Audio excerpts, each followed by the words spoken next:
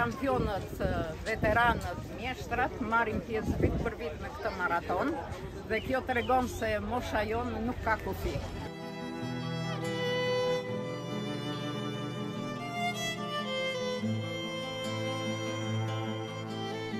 Kampionja tjetër në fillim e garave të shkurtëra 100-200, 400-800.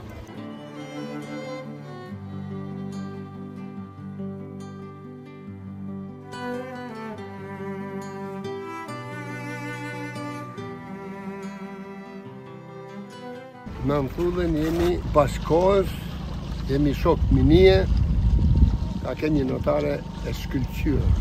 Lumë Saranda që e ka.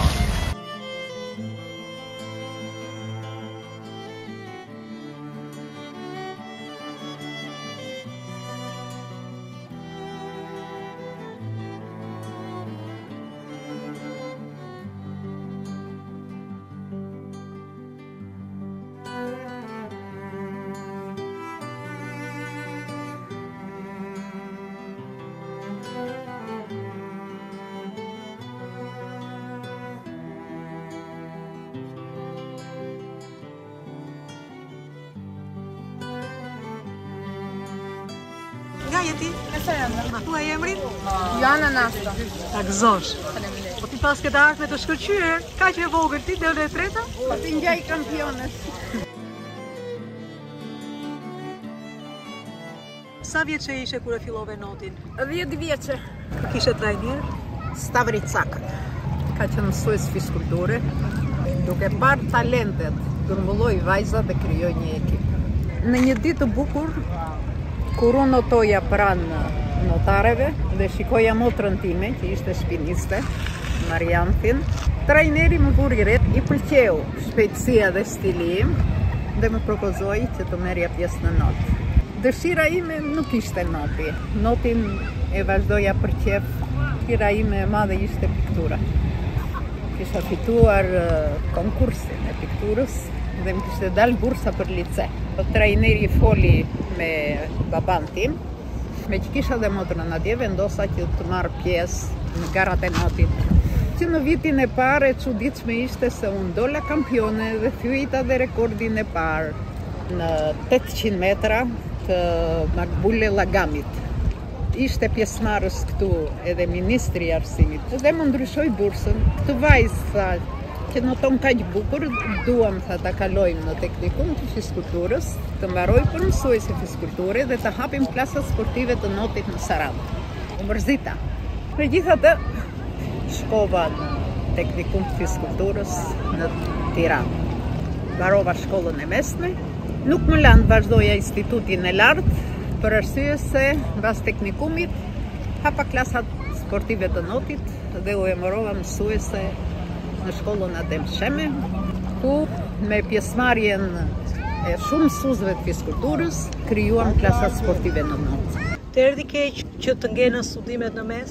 Më lodhi shumë mbi ngarkesa, se njëkohësisht duhet edhe të bëja mësimin në klasat sportive dhe të stërvitja shavet masdite, duke thyer çdo sezon nga 4 rekorde. Dhe plus të studioja që të jepsha provimet me korrespondencë. Kështu që shkollën e mbarova me shumë sakrifica, ditën punoja dhe natën mësoja.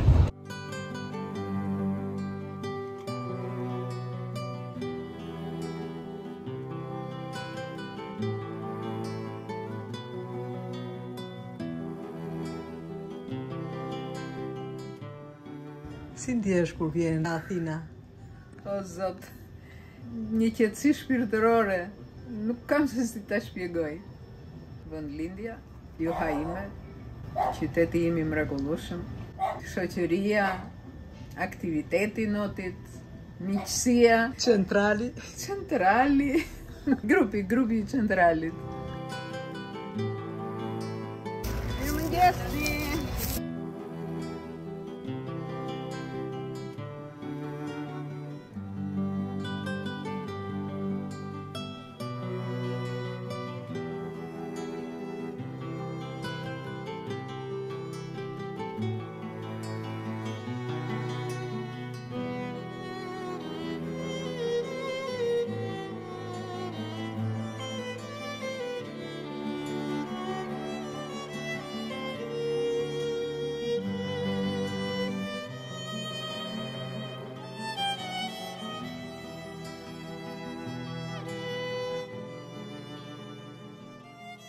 Për kohësh i trasim Ana Antulla Ekonomidhit.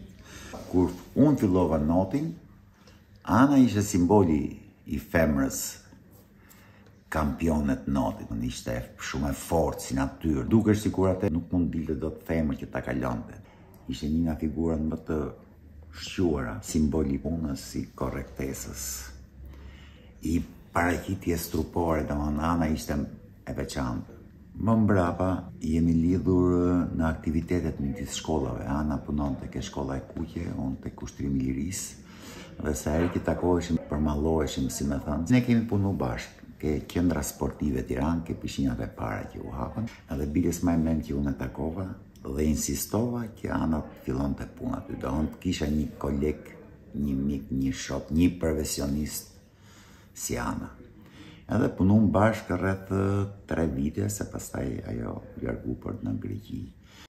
Ana është e para femër në Shqipëri, ose i pari njeri që ngriti kushtet e aerobisë, gjimnastikës aerobike, të cilën mos i iku ajo e pasova unë. Dhe ishte një sport që i kishte shumë lezet, domethënë nuk kënaqesha kur e shifsha. Ana ishte mëshirimi i punës, i profesionistes. Edhe këtë ja imponot edhe grupit që Ana pat ngrit ekipin e notit duke pishinat, edhe konkuroi me një ekip të jashtëzakonshëm me fëmijët. Fëmijët e dojshin, se fëmijët po punove të duan.